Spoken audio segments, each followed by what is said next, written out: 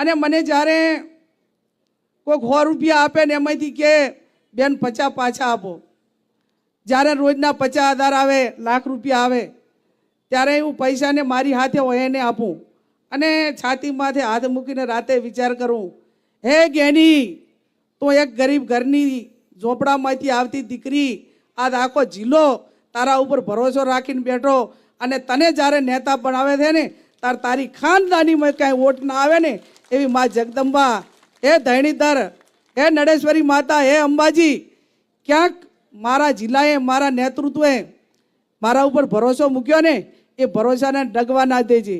અને જે દાડે એ ભરોસા હામાં ક્યાંય ખોટ આવે ને એ પહેલાં મને વાલી કરી દે, એ મને સારું લાગશે, પણ મારો બનાસકાંઠો કે મારા નેતૃત્વને ક્યાંય આંચ ના આવે એવી મારી ભગવાનને પણ પ્રાર્થના છે.